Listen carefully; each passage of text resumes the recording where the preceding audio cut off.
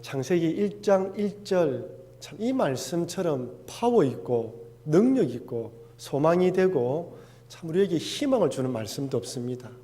이 말씀은 우리에게 단도직입적으로 이 말씀을 믿으라 라고 이야기를 합니다. 여러분 한번 보십시오. 아마 오늘 예배에 참석하신 여러분들 가운데 각자 나름대로 말은 하지 않지만 이런저런 고민이 있을 것입니다. 고민 없는 사람도 없고 우리가 염려를 다 떨쳐버려야 되지만 또 허물허물 조금씩 찾아오는 게 염려이지 않습니까? 우리 결혼하지 않은 청년들 같은 경우는 직장, 결혼 문제, 각 결혼한 부부들은 자녀의 생산, 주택 마련, 안정된 직장, 중년의 우리 부부들 같은 경우는 커가는 자녀들이 공부를 어떻게 할까, 결혼을 어떻게 할까 이런 고민들, 노후에 우리 계신 어른들은 노후 걱정, 따지고 보면 참 보면 볼수록 그 시대에 그 상황에 다들 걱정 아닌 걱정을 하고 살아가고 있습니다.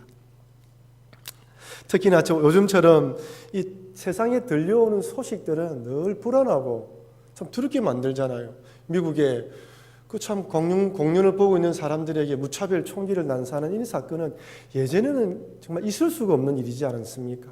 근데 앞으로는 정말 어떤 일이 벌어질지 모르는 참 불안한 세상 가운데 살아가고 있는 것이죠. 특별히 요즘 북한의 핵 실험과 미사일 발사로 인해서 참 우리가 무뎌지지만 그래도 염려 아닌 염려를 하게 됩니다. 특별히 과학기술의 발달과 인공지능, 이 컴퓨터가 등장하면서 정말 앞으로 우리가 살아갈 미래는 어떤 미래가 될지 감히 상상할 수가 없습니다. 공상 과학 만화 소설에서 나왔던 그런 일들이 언제든지 이루어질 수 있는 것이죠. 근데 여러분, 과거나 이전에 우리 앞에 살았던 선배들은 미래에 대한 걱정을 하지 않았을까요? 아닙니다. 그죠? 아담이 선악과를 따먹은 이후부터 그 이후부터 모든 사람들은 다 걱정과 염려와 이런 가운데 살아갔습니다. 아담과 하와가 에덴 동산에서 쫓겨난 이래로 인류는 늘 불확실한 미래와 이런 불안한 마음으로 두려워하며 살았던 것이죠. 가인을 한번 보십시오. 동생 아벨을 죽이고 난 뒤에 다른 사람이 자기를 죽일까 겁이 나서, 아니 하나님께서 다른 사람이 너를 죽이지 않도록 표를 주겠다라고 하나님이 직접 표를 줬음에도 불구하고 가인은 불안해서 스스로 성을 쌓습니다. 자기를 지킬 수 있는 성을 쌓았던 것이죠. 가인이 성을 쌓았던 것처럼 오늘날 사람들도 각자 자기 나름대로 안전할 수 있는 성을 쌓고 있습니다. 학력, 경력, 실력, 명예, 부로 각자 자기 나름대로의 성을 쌓는 것이죠. 그것만 있으면 그것들이 나를 보호해 줄 것이다, 미래의 안전을 보장해 줄 것이다 라고 믿고 각자 나름대로의 성을 쌓고 있습니다.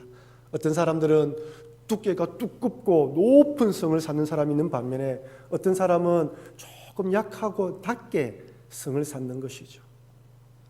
하지만 아무리 좋은 학벌과 많은 재산으로 주변의 사람들이 저 정도면 되었다라고 생각되는 사람도 만족하는 사람이 없죠.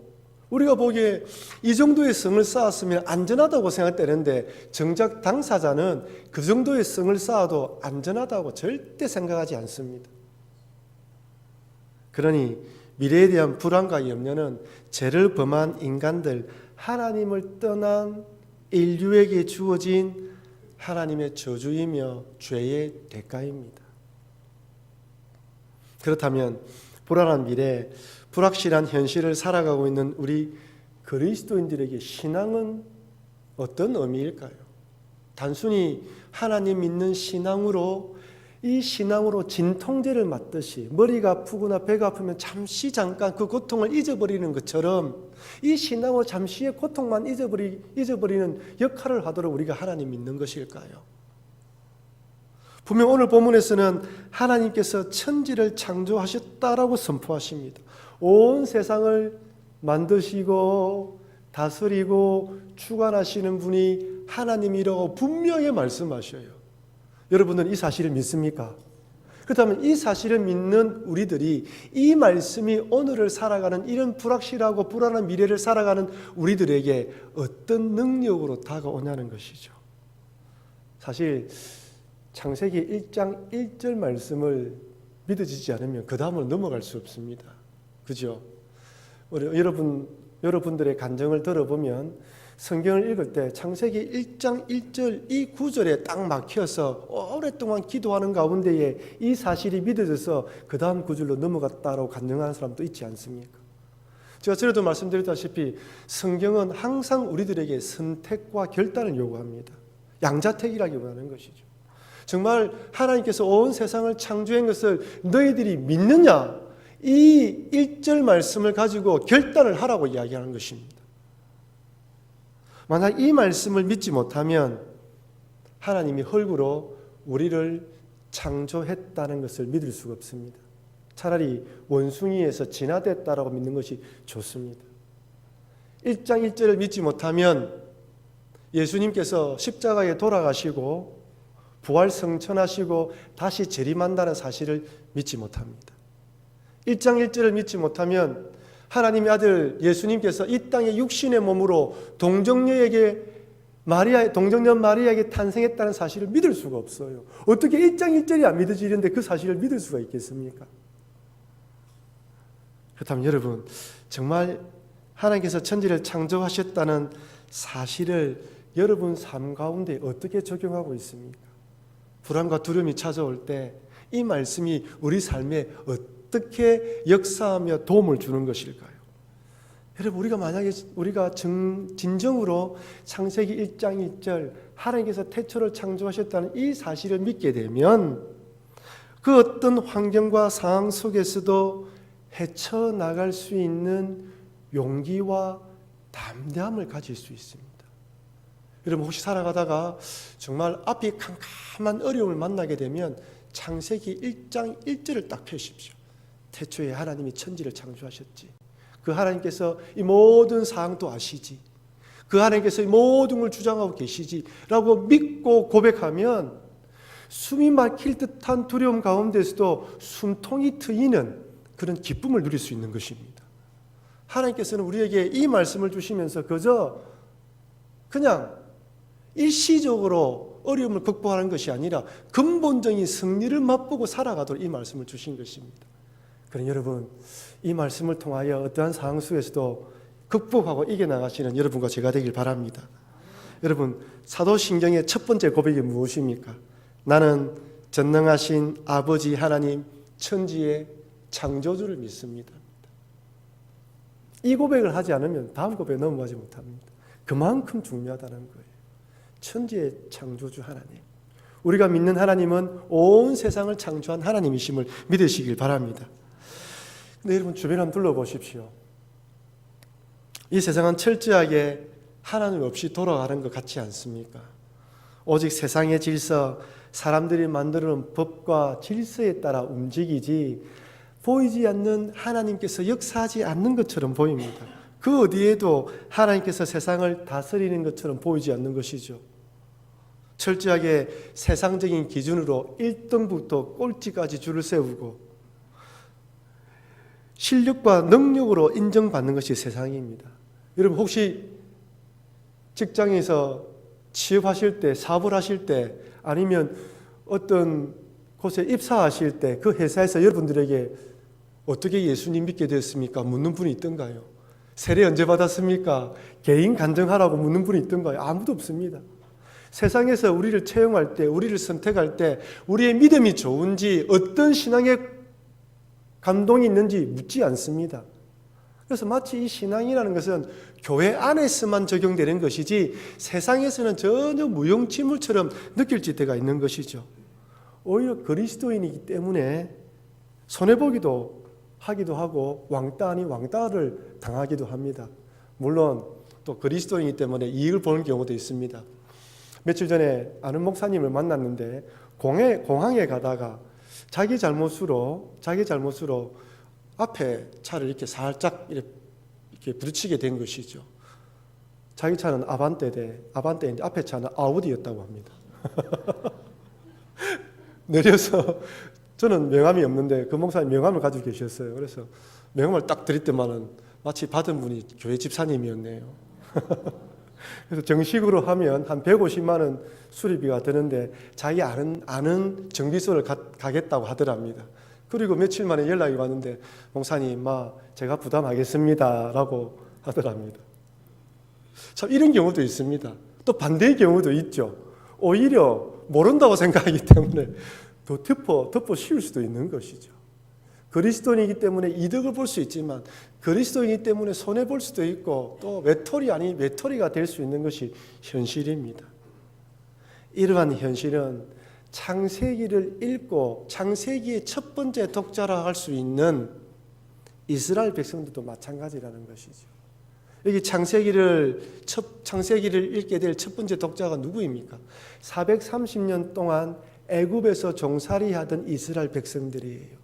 이들은 갓 애굽에서 출애굽하여 광야로 나와서 시내산에서 부흥회를 경험하면서 하나님 말씀을 받아 들었던 사람들입니다.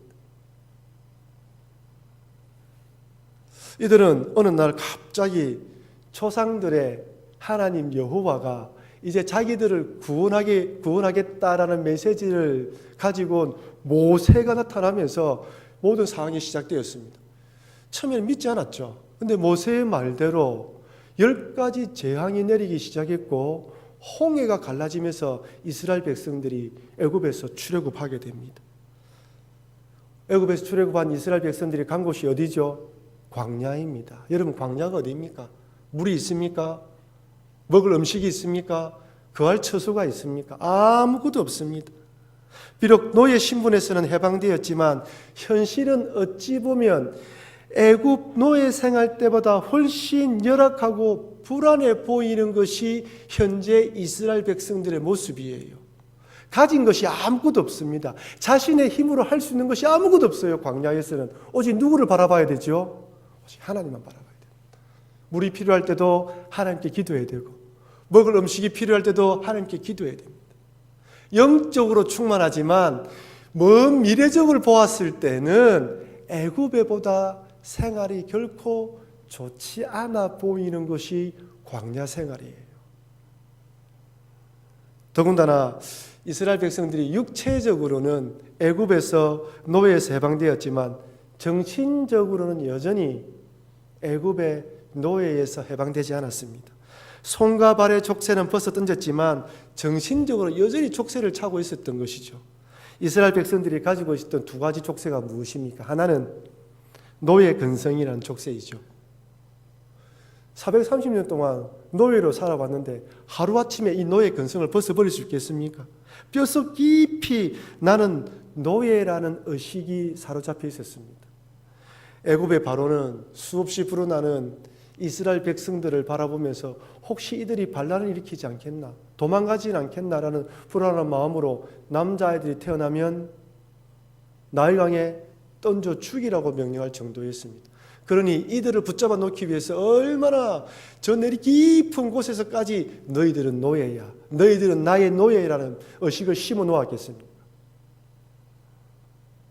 우리는 일제의 36년 식민지 통치를 받았기 때문에 민족의 정체성과 주체성을 말살당하는 것이 무엇인지 너무나 잘 알고 있습니다. 한글로 조선시에 우리의 이름을 가지지 못했을 뿐만 아니라 우리 글도 사용하지 못했지 않습니까? 일본 시민이 돼야지, 일본 사람처럼 돼야지만 1등 시민으로 인정받았기 때문에 자칫 잘못했으면 다 잃어버릴 뻔했습니다. 해방 이후에도 일본의 잔재를 청산하기 위해서 얼마나 많은 노력이 들었는지 모릅니다. 36년 동안에도 이랬는데 430년 동안 노예 생활을 했다면 정말 하루아침에 벗어날 수 없는 것이죠. 두 번째는 애굽의 우상들이란 족쇄입니다. 자고 일어나면서 보는 것이 애굽 사람들이 섬기는 우상들이에요. 곳곳에 세워진 우상들이죠. 애굽 사람들은 나일강도 오시리스 신으로, 깨구리는 풍요와 출산을 주관하는 신으로, 파리는 질병으로부터 자신을 보호해주는 신으로 섬겼습니다. 좋은 것은 좋은 것으로, 안 좋은 것은 불행이 찾아오지 못하도록 또 그들을 신으로 섬겼어요. 그들에게 모든 것이 신이었습니다. 번영과 안녕을 위해서라면 무엇이든지 신으로 섬겼던 것이죠. 그럼 이스라엘 백성들은 자고 살면서 그 지역의 애굽 사람들을 보면서 우상 문화에 젖어들면서 여호와 하나님에 대한 신앙도 변질되었습니다. 제가 전에도 한번 말씀드렸다시피 이스라엘 백성들이 하나님을 어떻게 생각하고 있는지 드러난 사건이 있었죠. 무슨 사건입니까? 모세가 시내산에서 하나님 말씀을 받으러 가서 40일 동안 내려오지 않자 모세가 죽었다고 생각하고 이스라엘 백성들이 뭘 만들었습니까? 금송아지를 만들었어요. 출애굽기 32장 1절에서 4절까지입니다. 백성이 모세가 산에서 내려오미 더딤을 보고 모여 백성이 아론에게 이르되 말하되 일어나라 우리를 위하여 우리를 인도할 신을 만들라. 이 모세 곧 우리를 애굽 땅에서 인도하여 낸 사람은 어찌 되었는지 알지 못함이니라. 아론이 그들에게 이르되 너희의 아내와 자녀의 귀에서 금고리를 빼어 내게로 가져오라. 모든 백성이 그 귀에서 금고리를 빼어 아론에게로 가져가매 아론이 그들의 손에서 금고리를 받아 부어서 잘 보십시오. 조각칼로 새겨 송아지 형상을 만드니 그들이 말하되 이스라엘아 이는 너희를 애굽 땅에서 인도하여 낸 너희의 신이로다 하는지라. 아론이 이전에 금송아지를 만들어 본 적이 있습니까? 없습니까? 여기 보면 금송아지를 부어서 조각칼로 새겼다고 이야기를 해요. 한 번도 만들어 보지 못한 사람 새겨서 만들 수가 없어요. 아론만 그랬을까요? 알게 모르게 이스라엘 백성들 마음속에 그들의 집안에는 이렇게 애굽의 신들, 보이지 않는 우상들을 하나씩 만들고 있었던 거예요.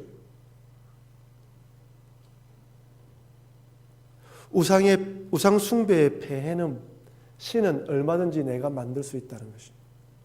내가 원하는 신, 내가 바라는 대로 그 신을 만들 수 있다는 것이죠. 천지를 창조하신, 홍해의 기적 그리고 10가지 재앙을 내린 그 하나님도 내가 만들 수 있다라고 생각하게 만드는 것이 우상 숭배의 폐해입니다. 여러분 마음속에 천지를 창조하신 하나님이 아니라 그 하나님을 내 뜻대로 내 생각대로 조정하고 컨트롤하려고 하면 여러분들은 하나님을 우상으로 생각하는 것이라는 것이죠. 하나님께서는 이렇게 노예 근성과 우상 숭배에 절여 있는 이스라엘 백성들에게 창세기를 주셨어요. 왜 창세기를 주었을까요? 너희들이 섬기는 우상들 누가 만들었다고요? 하나님이 만들었다는 거예요. 하나님이 만들어 놓은 피조물에 불과하다는 거예요. 그 피조물을 보면서 누구를 섬겨야 된다? 하나님을 섬겨야 된다는 것입니다. 그래서 창세기 1장 1절을 통해서 태초에 천지를 창조하신 하나님이 너희들이 섬기는 하나님이고 이제부터는 천지를 창조하신 하나님의 백성으로 살아가라고 창세기를 이스라엘 백성들에게 주신 것입니다. 이것은 오늘도 마찬가지입니다. 눈만 들어서 교회 밖에만 빠져나가면 읽었던 성경을 듣고 들었던 말씀을 놓고 세상에만 나가면 세상은 하나님 없이 살아간다고 우리에게 이야기를 합니다. 경쟁과 비교의식 속에서 세상의 노예 아닌 노예로 살아갈 수밖에 없는 현실을 우리는 살아가고 있습니다. 물질과 성공이라는 세상의 우상에 빠질 수밖에 없도록 우리의 눈과 마음을 다 빼앗아가 버리려고 해요. 조금만 정신을 놓쳐버리면 마치 하나님이 계시지 않는 것처럼 생각되게 세상은 만듭니다. 그런데 창세기 1장 1절은 우리에게 하나님을 바라보라고 말씀합니다. 천지를 창조하신 하나님이 우리와 함께하고 있기 때문에 땅에만 시선을 고정하지 말고 하늘을 바라보며 그 하나님께 시선을 고정하라는 것이죠. 자연과 만물과 짐승을 바라보면서 그 짐승을 만드신 분이 누구라고요? 하나님을 믿고 그 하나님께서 만들었다는 것을 바라보며 하나님을 바라보라고 우리에게 말씀하시는 것입니다. 이런 믿음을 가지면 시편 121편의 말씀처럼 고백할 수 있습니다. 우리 같이 한번 읽어볼까요? 내가 산을 향하여 눈을 돌리라. 나의 도움이 어디서 올까? 나의 도움은 천지를 지으신 여호와에게서로다. 여호와께서 너를 실족하지 아니하게 하시며 너를 지키시는 이가 졸지 아니하시리로다. 이스라엘을 지키시는 이는 졸지도 아니하시고 주무시지도 아니하시리로다. 아멘. 천지를 창조하신 하나님을 바라보죠. 그 하나님은 실족하지 아니하게 하시고 지키시고 졸지 아니하신다. 그분이 나와 함께한다라는 믿음을 가질 수 있다는 것입니다. 그러니 천지를 창조하신 하나님을 굳게 믿어 불안하고 불확실한 세상 속에서도 용기와 담대함을 가지시는 여러분과 제가 되길 바랍니다. 오늘 본문을 보면 태초에 하나님이 천지를 창조했다고 말씀하십니다. 여기 태초는 시간을 말하는 거죠. 하나님께 시간을 창조했다고 말해요. 인간은 시간, 즉 과거, 현재, 미래라는 일직선상에 살아갑니다. 결코 과거로 되돌아갈 수 없고 미래를 엿볼 수 없어요. 우리는 오직 지나간 과거와 현재만 볼 수 있는 것이죠. 하지만 하나님에게는 시간에는 개념이 없습니다. 영원부터 영원까지 계시면서 동시에 과거와 현재와 미래를 동시에 보고 계십니다. 또한 얼마든지 돌고 있는 태양과 또한 달도 멈출 수 있죠. 이사야 38장에 보면 히스기야 왕이 죽을병 걸렸을 때 하나님께 간절히 기도하지 않습니까? 그때 하나님께서는 히스기야 병을 고쳐주시겠다고 약속하시면서 징표로 뭘 보여주십니까? 해시계 위에 있던 태양의 그림자를 뒤로 10도가 물러가게 만들어 주십니다. 여호수아 10장에는 여호수아가 아모리 사람들과 전쟁을 벌이죠. 그때 여호수아가 하나님께 태양과 달을 멈춰달라고 하자 시간을 딱 멈춰서 전쟁에서 승리하게 만들어 주십니다. 이처럼 하나님에게는 영원부터 영원까지 시간을 초월하여 존재하실 뿐 아니라 시간을 주관하십니다. 그러니까 하나님이 태초라는 말은 하나님께서 시간을 창조하셨다는 것이죠. 헬라어에는 시간을 의미하는 단어가 두 가지가 있습니다. 들어보셨죠? 카이로스와 크로노스입니다. 헬라어 크로노스는 단순히 인간의 역사 속에 흘러가는 시간, 즉 영대적인 시간을 말합니다. 자전과 공전 그리고 밤과 낮 생로병사의 시간을 크로노스라고 합니다. 반면에 카이로스는 하나님과의 관계 속에서 나타난 특정한 시기, 때, 이것을 크로노스라고 카이노스라고 이야기를 합니다. 전도서 3장은 이 카이로스에 대해서 잘 설명하고 있는데 좀 길지만 우리 전도서 3장 1절부터 11절 말씀을 같이 읽어보겠습니다. 범사가 기한이 있고 천하 만사가 다 때가 있나니 날 때가 있고 죽을 때가 있으며 심을 때가 있고 심은 것을 뽑을 때가 있으며 죽일 때가 있고 치료할 때가 있으며 헐 때가 있고 세울 때가 있으며 울 때가 있고 웃을 때가 있으며 슬퍼할 때가 있고 춤출 때가 있으며 돌을 던져 버릴 때가 있고 돌을 거둘 때가 있으며 안을 때가 있고 앉는 일을 멀리할 때가 있으며 찾을 때가 있고 잃을 때가 있으며 지킬 때가 있고 버릴 때가 있으며 찢을 때가 있고 깨맬 때가 있으며 잠잠할 때가 있고 말할 때가 있으며 쭉 나옵니다. 이 모든 때는 여기 말한 때는 카이로스를 의미해요. 시기, 때, 적당한 그날, 그 시기, 이것은 카이로스로서 철저하게 하나님께 속해 있는 하나님의 고유 그날이라는 거예요. 사람들은 이 적당한 때, 가장 적당한 시기를 알기 위해서 때로는 무당을 찾아갑니다. 무당을 찾아가서 내 앞날에 좋을 때가 언제인지, 가장 좋은 시기가 언제인지 묻기도 합니다. 때로는 지혜자를 찾아가서 조언을 듣기도 해요. 하지만 여러분, 이 때와 시기는 오직 하나님께 속해 있습니다. 하나님만이 달려있다는 것이죠. 그렇다면 이렇게 하나님께서 시간을 창조하셨고 시간과 그 시기와 때를 주관하신다라는 사실을 믿음으로 받아들일 때 우리에게 어떤 유익이 있을까요?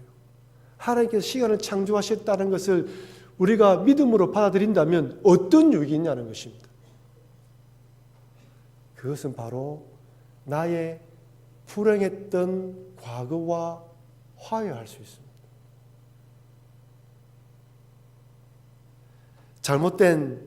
과거의 잘못된 선택들로 인한 결과들과도 화해할 수 있는 것이죠. 쉽게 말하자면 과거에 일어난 불행한 사건에 대해서도 벗어날 수 있다는 것입니다. 과거를 돌이켜보면 좋은 일도 있었죠. 좋고 보람되고 감사한 일이 있습니다. 그것은 저희 기억 속에 좋은 것으로 저장돼요. 하지만 살아오면서 기억하고 싶지 않는 과거도 있습니다. 그때 그 시간 도저히 돌이키고 싶지 않은 그때가 있단 말이에요. 왜 그런 불행이 그때 내게 찾아왔는지 다시는 기억하고 싶지 않아요. 하지만 문득 그때가 떠오르면 오늘을 살아가고 있는 우리에게 그것이 발목을 잡아서 우리를 얼마나 괴롭게 만드는지 몰라요. 여러분 한번 그런 때가 있습니까?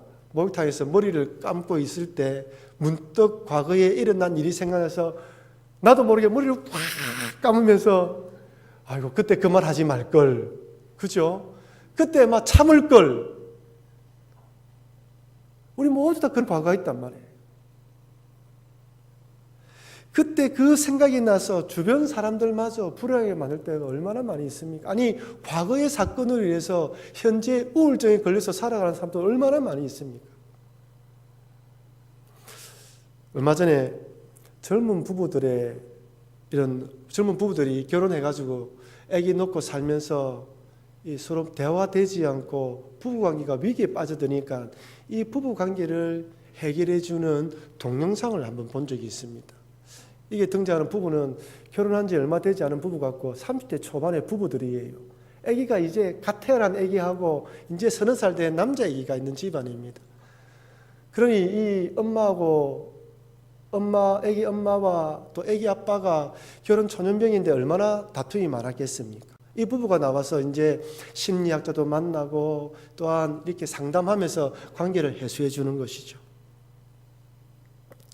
특히 이 아내는 어릴 때 아버지가 재혼하면서 새엄마와 함께 살게 되었는데 늘 마음속에 어머니에 대한 그리움이 있었다고 합니다.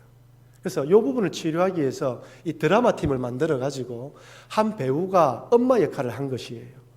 엄마 역할을 하면서 엄마가 떠나려고 할 때 이 아기 엄마가 마치 갓난 어릴 적 시절로 돌아간 것처럼 그 엄마의 스카프를 잡아 당기면서 엄마 떠나가지 마. 엄마 가지 마. 엄마는 가야 된다 하니까 그렇게 갈 것 같으면 왜 나를 낳았어? 라면서 막 실강이를 벌이는 거예요. 막 울면서 가지 마라고 하더라고요. 그러자 그 배우 역할을 했던 그 엄마 되는 분이 그 분을 꼭 안아주니까 마치 아기처럼 울면서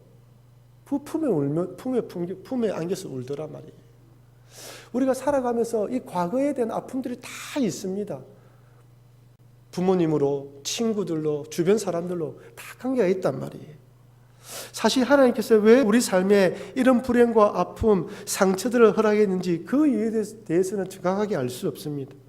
분명 우리들이 힘들어하는 줄 알면서도 하나님께서 허락하시기 때문에 이에 대한 원망과 불평이 우리 속에 있을 수 있습니다. 그러나 한 가지 확실한 것은 하나님께서 이렇게 평생 후회하고 속상해하면서 살도록 하나님께서 이 일을 허락하신 것은 아니라는 사실입니다. 만약 하나님께서 그런 일을 허락하셨다면 왜 우리를 예수님 믿어 구원해 주시겠습니까? 그냥 내버려 두면 되는데.